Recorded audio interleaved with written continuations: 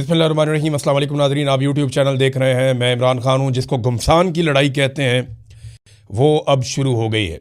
Donald Trump ने एक ऐसा हुक्मनामा दिया है जिसके बाद सूरत हाल मशरिक़ वस्ता की बहुत ज़्यादा ख़राब हो जाएगी, क्योंकि ईरान ने पहले बताया था कि जो हमारे साथ किया जाएगा वही पूरे खित्ते में होगा। ईरान ने कहा था कि अगर हमारी एनर्जी की साइट्स को तबाह किया गया, या हमारी रिफाइनरीज़ को नुकसान पहुँचाया गया, या हमारी उन फैसिलिटीज़ को जिनके ज़रिए से हम तेल निकालते हैं और पहुँचाते हैं उनको तबाह किया गया, तो बाकी खित्ते का भी कुछ नहीं बचेगा। अब ये ईरान ने पहले कह दिया था।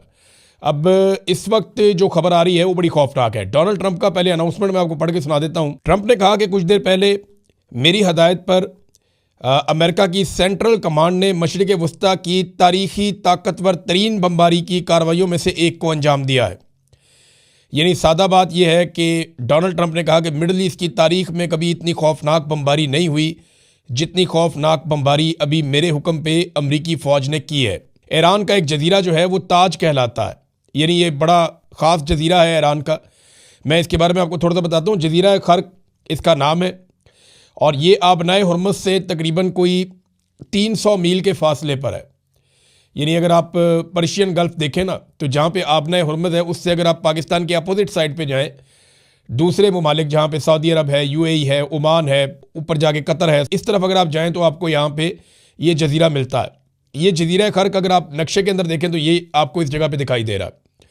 ये 300 मील दूर है आबनाए हुर्मुज़ से, और ईरान की जो मेन लैंड है, जो ईरान की मेन सरजमीन है, वहाँ से ये लगभग समुद्री रास्ते से 25 किलोमीटर के फासले पर है।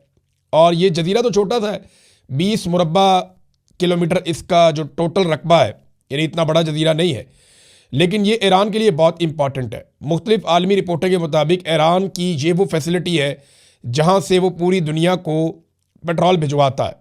जब भी वो पेट्रोल एक्सपोर्ट करते हैं, जहाँ भी जाता है उनके शिप यहाँ से जाते हैं, वो यहीं से फैसिलिटेट करते हैं। और कुछ अंदाज़ों के मुताबिक ईरान का 80 से 90% तक पेट्रोल, कुछ रिपोर्टें कहती हैं कि 80% और कुछ कहती हैं कि 90%, वो यहाँ से जाता है। तो ईरान की जो आमदन है उसका ज़्यादा इन्हिसार भी पेट्रोल के ऊपर है। और अगर यहाँ पे चोट लगाई है अमेरिका ने, तो वो रिस्क ले लिया है, जिसके बाद एक बड़ी खौफनाक सूरत हाल पैदा हो सकती है। ये अमेरिका के B-2 बॉम्बर्स हैं जो रवाना हुए थे। इनके 2 मिशन बताए गए थे, और डोनाल्ड ट्रंप ने जब अनाउंस किया तो डोनाल्ड ट्रंप ने बताया कि जनाब मैंने ये कर दिया है, लेकिन साथ ही उसने कहा कि मैंने ऑयल के इंफ्रास्ट्रक्चर को अभी तबाह नहीं किया। लेकिन जब रिपोर्ट आएगी तो पता चलेगा इन्होंने कितनी तबाही की है और किस नौइयत की तबाही की है। और इन्होंने ये भी कहा डोनाल्ड ट्रंप ने कि मेरे हथियार बड़े शानदार हैं, मेरी फ़ौज बड़ी शानदार है, मैंने बहुत ज़्यादा फ़ौज को सपोर्ट किया है, बहुत ज़्यादा फ़ौज को मुनज़्ज़म किया है। ईरान के पास ऐसी कोई सलाहियत नहीं है जिससे वो हमसे बच सकें। अब ईरान को वो कह रहे हैं हम इतना तबाह करेंगे कि वो दुनिया को धमका नहीं सकेगा, ख़ासतौर पर मशरिक़ वस्ता की बात कर रहे हैं। लेकिन डोनाल्ड ट्रंप ने अपने आप को गुज़िश्ता चंद दिनों में, ये मैं वैसे ही आपको बता रहा हूँ एक इन्फॉर्मेशन, कि डोनाल्ड ट्रंप ने अपने आप को इसराइल से थोड़ा सा अलग किया है गुज़िश्ता चंद दिनों में। पहले डोनाल्ड ट्रंप अपने हर स्टेटमेंट के अंदर इसराइल का तस्करा करता था, अपने हर स्टेटमेंट के अंदर नेतन्याहू की बात करता था, अपनी दोस्ती की बात करता था, अपने दोस्तों की बात करता था, इसराइल के साथ ताल्लुक़ की बात करता था, इसराइल की हिफाजत की बात करता था। लेकिन अब डोनाल्ड ट्रंप ये बात नहीं कर रहा, बल्कि एक इंटरव्यू में डोनाल्ड ट्रंप ने यहाँ तक कहा कि इसराइल एक अलग मुल्क है, उसकी अपनी एक अलग पॉलिसी है, और हम एक अलग मुल्क है, हमारी अपनी एक अलग पॉलिसी है। और ये कहने के पीछे जो डोनाल्ड ट्रंप की मजबूरी है वो ये है कि डोनाल्ड ट्रंप पे ये एलिगेशन लग गया अमेरिका में कि ये लड़ाई तो इसराइल की लड़ाई थी, अमेरिका ने इस लड़ाई को किस खुशी में लड़ा है, और अमेरिका अपने फौजियों की कुर्बानियाँ इस लड़ाई में किस खुशी में दे रहा है। अगर ईरान से खतरा था तो इसराइल को था, अमेरिका को तो नहीं था, तो अमेरिका क्यों ये कुर्बानी दे रहा है। अब अमेरिका जो है वो मशरिक़ वस्ता का नाम लेता है, खलीजी ममालिक का नाम लेता है, आलमी मंडियों का नाम लेता है, आबनाए हुर्मुज़ का नाम लेता है, बल्कि शुरू में वो इसराइल का नाम लेता था, अब वो नहीं लेता। अब ये जो अटैक किया गया है, इसके बाद ईरान का रद्द-ए-अमल बड़ा खौफनाक होगा, क्योंकि देखें ईरान ने अभी तक जिस जिस रद्द-ए-अमल का कहा उन्होंने वो रद्द-ए-अमल दिया।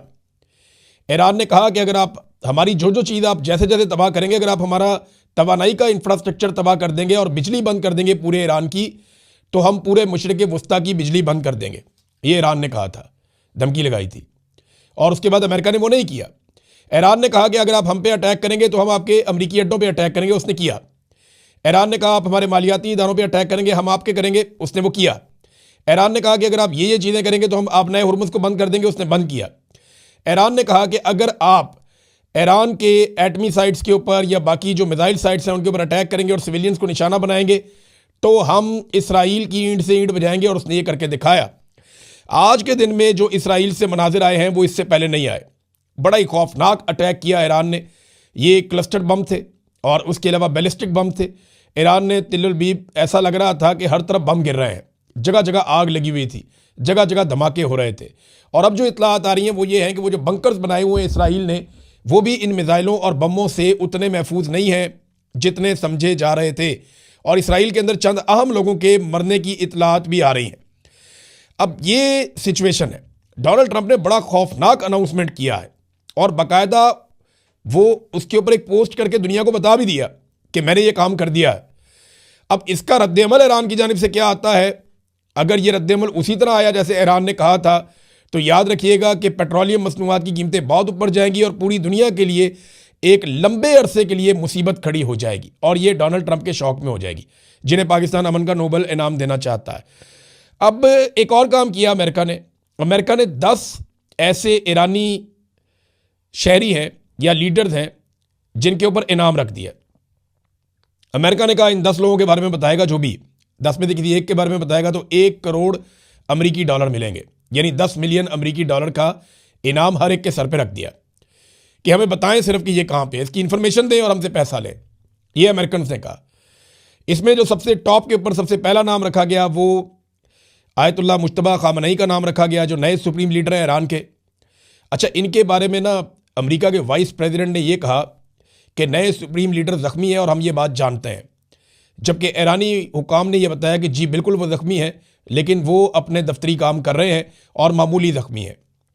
और उनका एक बयान भी आपने ऑडियो बयान भी उनका आ चुका है, और ईरान के अंदर जो फैसले आम तरीन वो अपनी शूरा के साथ मिलकर कर रहे हैं। तो ये जेडी वेंस ने कहा कि इससे दबाव पड़ता है ना कि हमें पता है वो ज़ख्मी है, लेकिन जवाब ईरान का आया कि नहीं वाकई ज़ख्मी है लेकिन वो अपना काम कर रहे हैं, इस पर फिक्र वाली बात कोई नहीं है, क्योंकि लगातार अटैक्स हो रहे हैं। उनमें से किसी एक हमले में आयतुल्लाह मुज्तबा खामनई जो हैं वो ज़ख्मी हो गए थे। अब नाजरीन इनाम रख दिया, एक तो आयतुल्लाह खामनई पे 1 करोड़ डॉलर मिलेंगे, जो बताएगा इन्फॉर्मेशन देगा। फिर और लोग हैं इनमें जो ईरान की इराकची हैं उनका भी है, और बहुत सारे लोग हैं उनके नाम है, ये सारे आपको टीवी पे सारा दिन नज़र भी आते हैं, और ज़्यादातर लोग जो हैं आप जानते हैं। और 4 लोग ऐसे हैं जिनका अमेरिकन को नाम भी नहीं उन्होंने दिया और ना उनकी तस्वीर हैं अमेरिकन के पास, लेकिन वो कहते हैं जी हमें इनके बारे में बताया जाए।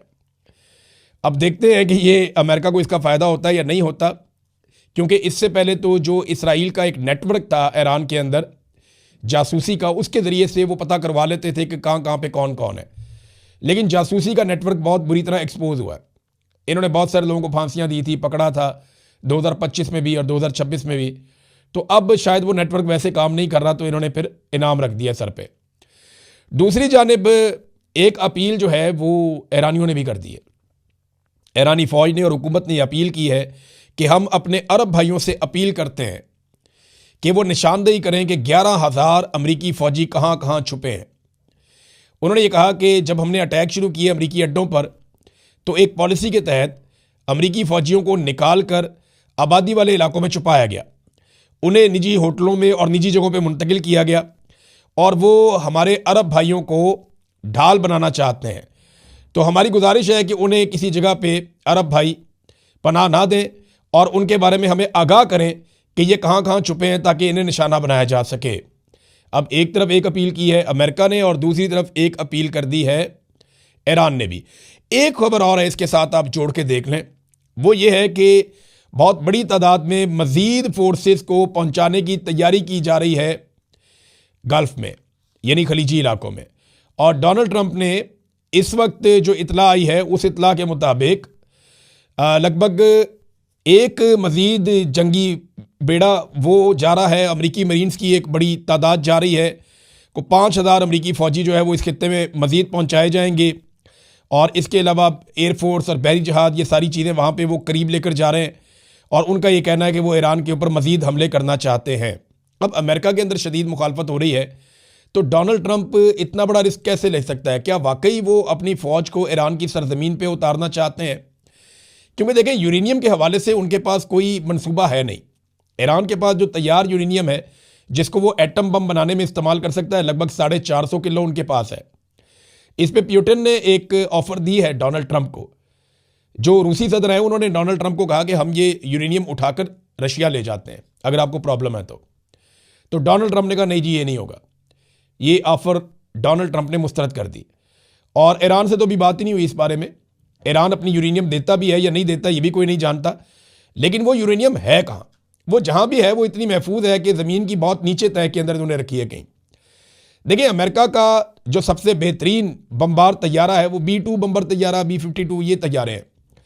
इनके जो बम हैं वो स्ट्रक्चर्स को तोड़ देते हैं और वो बंकर तोड़ देते हैं, बंकर बस्टर्स हैं, यानी वो जाते हैं और जाकर जो ज़ेरे ज़मीन स्ट्रक्चर बने हुए हैं उनको तोड़ देते हैं। लेकिन अगर ज़ेरे ज़मीन स्ट्रक्चर बहुत नीचे है ज़मीन के अंदर तो फिर उसको वो नुकसान नहीं पहुंचा सकते। सैकड़ों फुट नीचे जो है वो ईरान ने, और वो मिट्टी की लेयर है, कंक्रीट की लेयर जो है उसको वो तोड़ देते हैं मिसाइल्स। मिट्टी की लेयर के अंदर घुसना वो बहुत मुश्किल होता है और जो मिट्टी है या जो कुदरती जो अवामिल हैं उनके अंदर से गुजरना बम का इतना आसान नहीं होता। जो कंक्रीट का स्ट्रक्चर होता है उसको तोड़ने के लिए बम डिज़ाइन किया जाता है। तो अब जो बम्स हैं वो भी वहाँ तक नहीं पहुँच पा रहे जहाँ पे ईरान ने अपने मिसाइल्स, अपने ड्रोन्स या अपना जो उनके पास एटम बम बनाने की सलाहियत का जो सिस्टम है या जो उनके पास यूरेनियम है उसको जहाँ रखा हुआ है वहाँ अमेरिका की एक्सेस नहीं हो पा रही। उन्हें ज़मीन पे उतरना पड़ेगा, ज़मीन पे आना पड़ेगा। क्या अमेरिकन इसके लिए तैयार हैं? क्योंकि ईरानी तो कह रहे हैं कि ज़मीन पे उतरें तो हम इनके साथ लड़ाई करेंगे, हम तो इनका इंतज़ार कर रहे हैं 50 साल से। और ईरानियों ने ऐसा लगता है बड़ा लंबा अरसा तैयारी की है इस जंग की, जिस तरीके से उन्होंने मिसाइल मारे। इस पर फाइनेंशियल टाइम्स की एक रिपोर्ट आई है, ये रिपोर्ट ज़रा आप देखें। इस रिपोर्ट के मुताबिक ईरान के जवाबी हमले ने अमरीकी हुकाम को हैरान कर दिया और हिला कर रख दिया। तेहरान ने खलीजी ममालिक पर 3000 से ज़ायद मिसाइल और ड्रोन दागे हैं, 3000 से ज़ायद, जबकि इसराइल की तरफ से सैकड़ों का इस्तेमाल किया गया है। अमरीकी ऑफिसर जो हैं मिलिट्री के और साबिक़ ऑफिसर वो ये कह रहे हैं कि ईरानियों ने बहुत कम वसाइल से बहुत ज़्यादा कुछ करने का कारनामा सरअंजाम दे दिया है, जिसकी मिसाल बहुत कम मिलती है। सस्ते शहीद ड्रोन ने रेडार, बंदरगाहें, फौजी अड्डे और तेल की तनसीबात को निशाना बनाने में बड़ा ज़बरदस्त किरदार अदा किया है। अमरीकी हुकाम अब मान रहे हैं कि हमने ये नहीं सोचा था कि ईरानी इस तरह का रद्द अमल देंगे। और अभी एक और बहुत बड़ा नुकसान हो गया, और ये नुकसान हुआ है सऊदी अरब में। सऊदी अरब के प्रिंस सुल्तान एयरबेस पर अमेरिका के जहाज़ खड़े हुए थे, और ये वही जहाज़ हैं जो रीफ्यूलिंग करते हैं जहाज़ों में, और बड़े कीमती जहाज़ हैं ये। इससे पहले आपको याद है ना कि एक दिन पहले इराक के अंदर इन्होंने कहा जी एक हादसा हो गया और 2 जहाज़ आपस में टकरा गए, एक को लैंड कर दिया गया, वो उसको ज़्यादा नुकसान नहीं हुआ, दूसरा तबाह हो गया, उसके अंदर 6 अमरीकी सवार थे, वो 6 के 6 मारे गए। अब ये तो अमेरिका मान रहा है कि उनका ये नुकसान हुआ, लेकिन इसी तरह के 5 जहाज़ जो हैं वो तबाह हो गए हैं, कुछ मुकम्मल और कुछ जुज़वी तौर पे, और ये रीफ्यूलिंग करने वाले तैयारे थे। और इसके ऊपर जो रिपोर्ट दी है वो रिपोर्ट दी है वॉल स्ट्रीट जर्नल ने। वो ये बता रहे हैं जनाब कि एयरफोर्स के तैयारों को नुकसान पहुंचा है, और ये वो तैयारे हैं जो रीफ्यूलिंग का काम करते हैं बाकी तैयारों के लिए। अब नाज़रीन, डोनाल्ड ट्रंप की परेशानियां ना एकदम लगातार बढ़ती चली जा रही हैं। उसकी वजूहात मैं आपके सामने रख देता हूं। सबसे पहले तो ये है कि एक वाक़या ऐसा हुआ कि डोनाल्ड ट्रंप का जो वज़ीर ख़जाना है अमेरिका का, सेक्रेटरी ख़जाना आप इसे कहते हैं, स्कॉट बेसेंट, ये एक इंटरव्यू दे रहा था। लाइव इंटरव्यू में अचानक से इसे आवाज़ आती है कि डोनाल्ड ट्रंप आपसे बात करना चाहते हैं, और डोनाल्ड ट्रंप ने, सदर ने आपको बुलवाया है। तो ये जब सदर को मिलकर आया और वापसी पर आकर बैठा तो पहला क्वेश्चन सदर से मुलाकात के हवाले से किया गया कि क्या वो ठीक है। तो इसमें ये जो सेक्रेटरी ख़जाना है ये बहुत ज़्यादा घबराया हुआ था और इसकी आवाज़ में काफ़ी लर्जिश थी, यानी वो कॉन्फिडेंस ही नहीं था। अगर वो आप सुने इंटरव्यू का हिस्सा निकाल के तो मैंने सुना वो एक नॉर्मल आदमी लग ही नहीं रहा था, ऐसा लग रहा था कि बहुत शदीद परेशान है। ये चीज़ें बताती हैं कि सदर के आसपास बड़ा टेंशन का माहौल बना हुआ है और चीज़ें नॉर्मल नहीं है जिस किस्म के हमले वो कर रहे हैं। फिर नेतन्याहू के हवाले से अफवाहें आ रही हैं कि नेतन्याहू पता नहीं कहाँ चला गया। अब नेतन्याहू इसराइल में तो मौजूद नहीं है, ये तो बहुत सारे सोर्सेज कह रहे हैं और कोई दावा नहीं करता कि वो इसराइल में है। ये कहा जाता है कि नेतन्याहू या तो हवा में ट्रैवल करता रहा है पिछले दिनों, या अब किसी और जगह पे, महफूज जगह पे चला गया है। और नेतन्याहू की एक जो वीडियो आई है उसके बारे में कहा जा रहा है कि ये नेतन्याहू है ही नहीं, ये आर्टिफिशियल इंटेलिजेंस है। और बाद लोग बड़े वसूख से दावा कर रहे हैं कि इसमें इसकी कभी 6 उंगलियां नजर आती हैं, कभी 5 नजर आती हैं। और दांतों का डिज़ाइन और बाकी चीज़ें, तो वो उसको एक आर्टिफिशियल इंटेलिजेंस की कार्रवाई करार दे रहे हैं। तो ये तो बहुत आगे है ना, अमेरिका और इसराइल तो बहुत आगे है इस टेक्नोलॉजी में, हम लोग तो भी बहुत पीछे हैं, बहुत, वो हमसे कई साल आगे हैं, बहुत आगे हैं। तो अब ये दावा किया जा रहा है, लेकिन देखें अभी तक ये अफवाहें हैं, इनकी कंफर्मेशन नहीं दी जा सकती। फिर डोनाल्ड ट्रंप के लिए एक और जो बहुत बड़ा इशू है, वो इशू है एप्स्टीन फाइल्स का। अब इसमें इल्हान उमर, आप जानते हैं खातून को, और ये बड़ी शानदार पॉलिटिशियन है, अमेरिका से इनका ताल्लुक है। उन्होंने एक स्टेटमेंट दिया है, उन्होंने कहा जी कि एप्स्टीन फाइल्स में डोनाल्ड ट्रंप का नाम 38,000 मरतबा आया है। अंदाजा करें आप, एक आदमी का 38,000 मरतबा नाम आ गया एप्स्टीन फाइल्स में। और आप सब जानते हैं ये फाइल्स क्या हैं। ये मासूम और कम उम्र लड़कियों के साथ जुल्म और ज्यादती की एक पूरी दास्तान है। दुनिया के अमीर तरीन और ताकतवर तरीन लोग अपनी अयाशी के लिए मुंह काला करते रहे, ये वो दास्तान है। मैं इससे ज़्यादा क्या बताऊँ आपको, लेकिन ये चीज़ है कि 38,000 मरतबा डोनाल्ड ट्रंप का उसमें नाम आया। और वो कहती हैं कि आप कह सकते हैं कि ट्रंप पेडोफाइल्स प्रोटेक्शन पार्टी का सरबराह है। ये इल्हान उमर ने, ये कांग्रेस वुमन है, इन्होंने डोनाल्ड ट्रंप के खिलाफ ये बात की। और पूरे अमेरिका के अंदर इस वक्त ये एक तासुर है कि डोनाल्ड ट्रंप ने ये जो जंग शुरू की है, इसकी वजह एप्स्टीन फाइल से तवज्जो हटाना है। फिर जो ईरान में बच्चियों के कत्ल वाले मामले पे डोनाल्ड ट्रंप ने झूठ बोला ना, वो गले पड़ गया। अब हर तरफ से ना सिर्फ मीडिया पे ये सवालात हो रहे हैं, बल्कि सियासतदान भी ये कह रहे हैं कि अमरीकी सदर कैसे झूठ बोल सकता है। जब अमरीकी वजीर दिफा से या बाकी लोगों से पूछा जाता है कि कितने अमरीकी फौजी मारे गए अब तक इस लड़ाई में, या कितने जख्मी हुए, नुकसान बता दो, तो वो उसके बारे में नहीं बता रहे।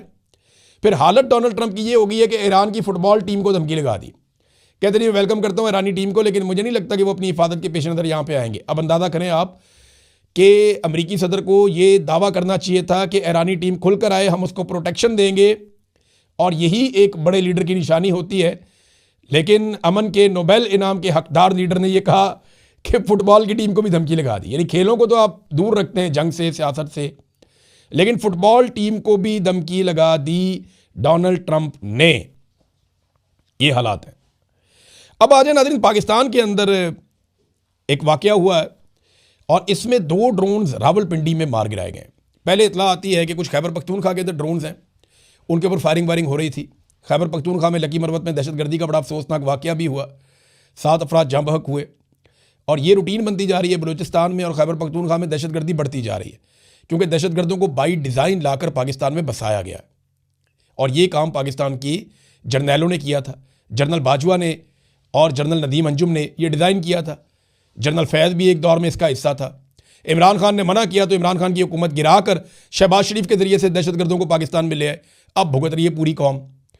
तो मामला ये है कि ये जो 2 ड्रोन रावलपिंडी तक पहुंचे, ये रावलपिंडी तक आए कैसे? इनकी रफ्तार कोई जेट तैयारे जितनी तो नहीं है, ये इतना तेज़ तो नहीं आता। रास्ते में बहुत सारे एसेट्स हैं, बहुत सारी चीज़ें हैं। ये एयरपोर्ट पे गिर सकते थे, ये किसी जहाज़ को निशाना बना सकते थे, ये किसी और तनसीब को निशाना बना सकते थे। ये यहाँ तक पहुँचे कैसे? पहला सवाल तो ये है। और ये आए कहाँ से? दूसरा सवाल ये भी है, अभी तक सिक्योरिटी फोर्सेज ने ये नहीं बताया। देखिए, पाकिस्तान का मीडिया तो फितनतुल हिंदुस्तान डायरेक्ट चला देता है ना, वो तो आसरा ही नहीं करता। उनको तो ऑर्डर दिया हुआ है जनाब, जो भी चीज़ हो पाकिस्तान में पटाखा चले फ़ौरन आपने खाते में डाल। लेकिन मामला ये है कि कोई कंफर्मेशन तो आए ना, बताया तो जाए इसके पीछे कौन है, तंजीम कौन सी है। दाइश वाले हैं, अलकायदा वाले हैं, तहरीक तालिबान पाकिस्तान है, तहरीक तालिबान अफगानिस्तान है, कौन है इसके पीछे? जो भी है उसका फिर नाम लिया। इसके पीछे इसराइल है, मुसाद है, कौन है? नाम लेना चाहिए ना। रॉ है इसके पीछे। तो ये पाकिस्तान की सिक्योरिटी फोर्सेस की रिस्पॉन्सिबिलिटी है। एक तो ये इंटेलिजेंस का फेलियर होता है बार बार, और ये इस तरह ड्रोन रावलपिंडी तक पहुंच जाएं तो बड़ा अफसोसनाक है। लेकिन ये ड्रोन इतने वो काबिल ड्रोन नहीं थे, फारक किस्म के ड्रोन थे, तो इनका कोई तया पहुंचा करना मुश्किल नहीं था। तो ये 2 ड्रोन गिरा दिए गए हैं। इनके पीछे कौन है, जिम्मेदारी किसकी है, इसके बारे में अभी तक कोई इतला नहीं आई। अच्छा, ख्वाजा आसिफ ने इमरान खान को ताना दिया है कि इमरान खान ने अमेरिका और इसराइल के खिलाफ अभी तक कोई स्टेटमेंट नहीं दिया। ख्वाजा आसिफ साहब, 20 दिसंबर को इमरान खान साहब की आखिरी मुलाकात हुई थी और उनका ट्वीट आया था। ये जंग शुरू हुई है 28 फरवरी को, यानी इमरान खान साहब की आखिरी मुलाकात होने के भी 2.25 महीने के बाद ये जंग शुरू हुई है। तो इमरान खान इस पर स्टेटमेंट कैसे दे दे? इमरान खान का तो लगभग कोई 2.5 महीने हो गए, 2.25 3 महीने हो गए, कोई एक स्टेटमेंट बाहर नहीं आया। वो इसके ऊपर स्टेटमेंट कैसे दे दे? अखबार उसको नहीं मिलता, टीवी उसको नहीं मिलता, तो वो कैसे इसके ऊपर स्टेटमेंट दे दे। माजी में उसने हमेशा स्टेटमेंट दिया, खुलकर स्टेटमेंट दिया। लेकिन सवाल यह पैदा होता है कि आपका लीडर नवाज शरीफ तो बाहर है, अखबार भी पढ़ता है, टीवी भी देखता है और सांस भी लेता है, बेहतरीन है, अपने रिश्तेदारों से, पार्टी वालों से मिलता भी है और शानदार ज़िंदगी गुजार रहा है। तो जो आपका लीडर है उसने अमेरिका को, डोनाल्ड ट्रंप को अभी तक तनकीद का निशाना क्यों नहीं बनाया? आपके लीडर ने अभी तक इसराइल को बराह रास्त तनकीद का निशाना क्यों नहीं बनाया? और शहबाज शरीफ ने अभी तक बोर्ड ऑफ पीस से निकलने का फैसला क्यों नहीं किया? और शहबाज शरीफ ने अभी तक अमेरिका और डोनाल्ड ट्रंप को तनकीद का निशाना क्यों नहीं बनाया और अमन का नोबेल इनाम वापस लेने का ऐलान क्यों नहीं किया, जब ईरान के अंदर 168 मासूम बच्चियां जिनकी उम्र 7 साल से लेकर 12 साल तक है, उन्हें बेदर्दी के साथ मिसाइल मार के कत्ल कर दिया गया। ये तो बाहर है ना, जरदारी तो बाहर है, नवाज शरीफ तो बाहर है, फजलुर रहमान तो बाहर है, ANP बाहर है, MQM बाहर है, शहबाज शरीफ बाहर है, बिलावल बाहर है, मरियम, कोई तो बोलो, कोई तो बोलो। लेकिन नहीं बोलेंगे। इमरान खान से तवक्को करेंगे, वो जेल के अंदर बैठा हुआ है, उसकी मुलाकातें बंद की हुई, छोड़ के देखो, बाहर निकालो और 2 घंटे के अंदर ले लो जो स्टेटमेंट लेना है। जो सवाल पूछोगे डट के उसी वक्त जवाब देगा। आप भी जानते हैं इमरान खान को, हम भी जानते हैं और पूरा पाकिस्तान उसको जानता है, क्योंकि पाकिस्तान किसी और का वाकफ़ है या नहीं, इमरान खान का ठीक ठाक वाकफ़ है। अब तक के लिए इतने, अपना ख्याल रखिएगा, अपने इस चैनल का भी। अल्लाह हाफ़िज़।